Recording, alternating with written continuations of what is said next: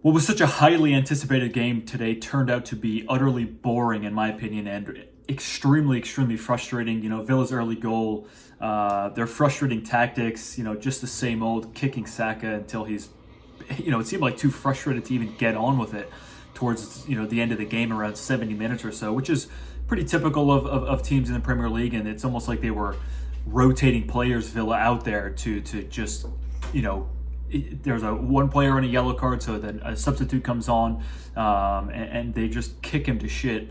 Saka arguably could have had a bit of a better game, something that seemed off about everybody today, but we'll get on to that a little bit later on. They kept him quiet, which is of course the objective of so many teams, to keep Saka quiet. A difficult job to do, and you have to give Villa credit. Obviously, they won the game. I think they played well, and to go from totally dominating Man City in the way that they played, 22 shots against City the other day. It's a totally different game today. They've beaten the top two teams in England, back to back consecutively, by same scoreline, 1-0. I think Arsenal definitely more chances, definitely the better side out of those two games against Villa. But what does that matter? It doesn't give you anything. It doesn't give you 3 points, and it certainly doesn't help the feeling of frustration, rather, I should say. No one person is to blame. Like I said, I think Odegaard today also missed lots of chances. I think he had 3 shots on goal, and none of them really tested Martinez today. And just something about Odegaard, it just wasn't clicking. It wasn't clicking with him today. I've seen a lot of criticism of Odegaard as of late, and especially after the game today, for him not lunging into a challenge on Matty Cash towards the end of the game. People actually calling him a coward for not lunging into a prime free kick position in the 85th minute of the game. They're going to waste another 2 minutes preparing to take it. It's a dangerous area to give away a free kick regardless. They've got some big players there at Aston Villa. So, the way I saw it was that he's anticipating Matty Cash was going to cut the ball back and go wide, either drive to the corner or look to just keep the ball. So I had nothing wrong with that at all. I was at a bar and nobody had an opinion about that either. So, it's like if Odegaard doesn't put a 10 out of 10 performance, then, these cretins come out, of the woodwork, crawling out and just, slating Odegaard for not, being Declan Rice on crack, essentially. So, look, like I said, everybody was off today. I think there were misplaced passes from the unusual suspects. Saliba, a couple poor passes. Rice did the same. Odegaard, of course, and even Saka with a couple misplaced passes today. It was really strange to watch. It was like these players were hungover, they're drunk, or you can't use any excuses that they're tired, because you look at the way Villa played against City. They were running rampant against Man City. So if anyone should be tired, 97 minutes at winning goal in extra time against Luton, but it wasn't the same, I think, intensity that Villa had. So I'm not sure what the excuse is. I don't think there is an excuse. I'm certainly not looking for one in terms of what the performance was lacking, but certainly it was lacking, and those aforementioned players weren't at their best today. So again, Zinchenko is maybe a bit of a usual suspect if we're categorizing them that way. I think today he had a couple misplaced passes as well. Was pretty poor from Zinchenko, and I would say the last 3 or 4 games from him, he's been pretty fantastic. So that was disappointing to see. We needed a big game from him today and from everybody, and unfortunately we didn't get that. So, look, before I go on any further, Arsenal, we've already won games this season without needing the intervention of VAR, and also, having said that, deserving those calls more or less, whether it's a penalty, whether it's a red card decision. We've gone on to win games. Every team has. So, before I go on and talk about Jared Gillett today and VAR, I just want to foremention that could have won the game on our own, should have won the game on our own today. However, there were multiple incidents today during the game. Another player, Diego Carlos, who they got away with murder today, Aston Villa.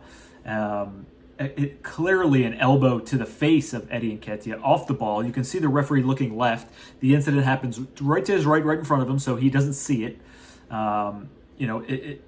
Nobody else but Sky's man of the match, Diego Carlos, who only got a yellow somehow. So for an off-the-ball elbow to a player's face, he only gets a yellow.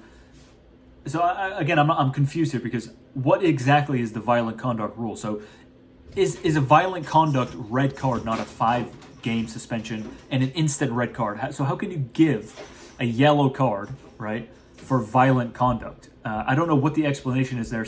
I seriously don't understand what that is. VAR cannot recommend a yellow card, regardless of what the challenge is. They cannot recommend that.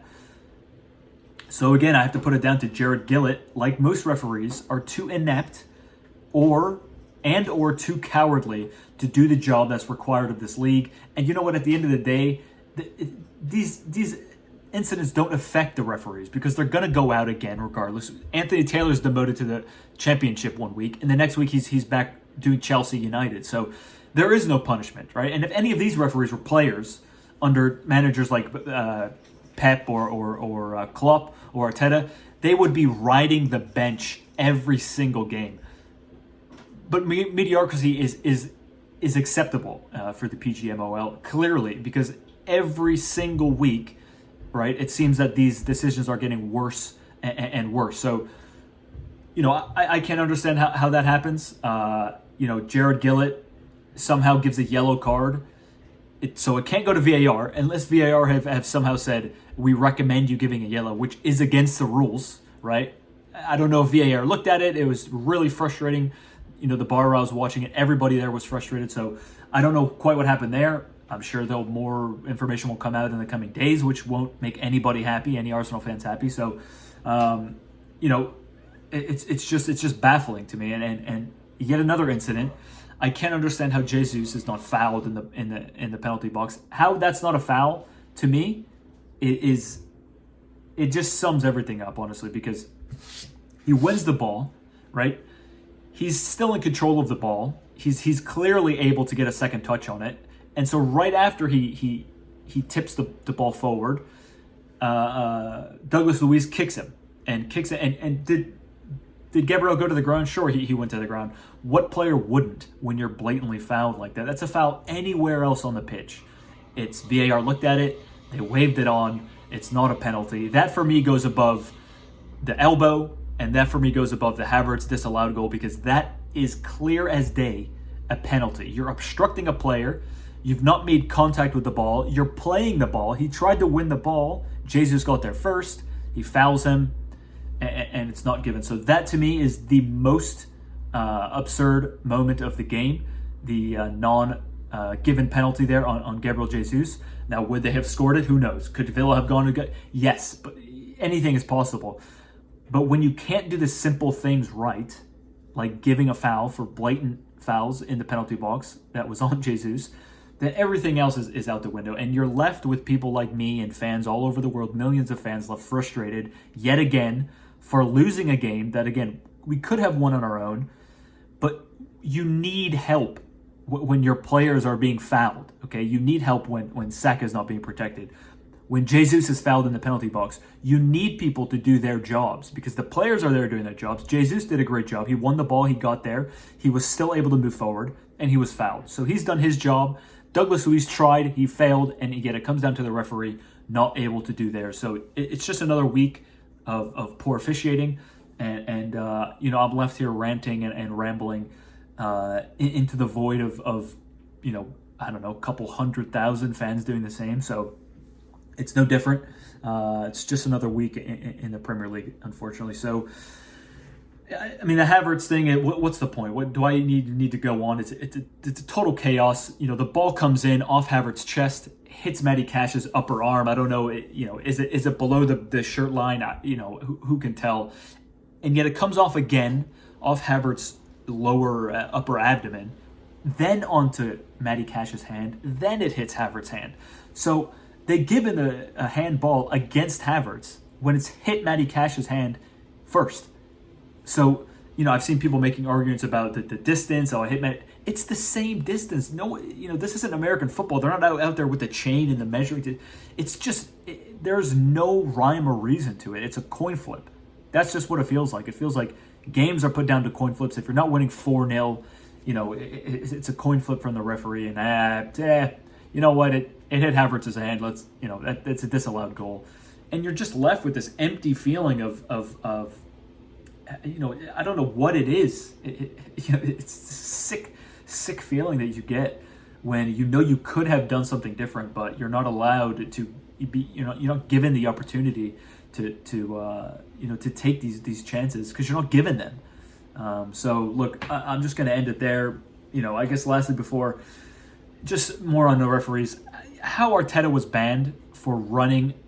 He wasn't even on the pitch that last game against Luton. And are people not allowed to celebrate anymore? There's this rhetoric going around, especially against Arsenal, especially against Arteta. He's the poster child for apparently bad managerial behavior.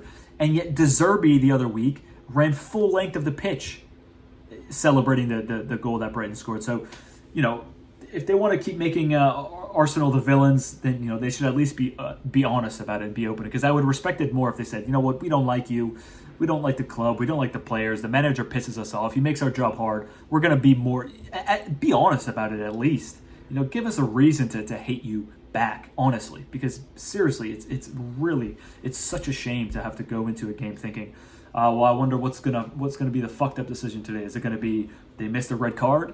Are the referees today going to miss a blatant penalty? Well, who knows? Maybe it'll hit a player's hand, it'll go in, but they won't give it. And it's just a mess. It's just chaos. And this is a really frustrating video to do. I wrote a lot of stuff down. I was sort of ranting, so let me just end it there.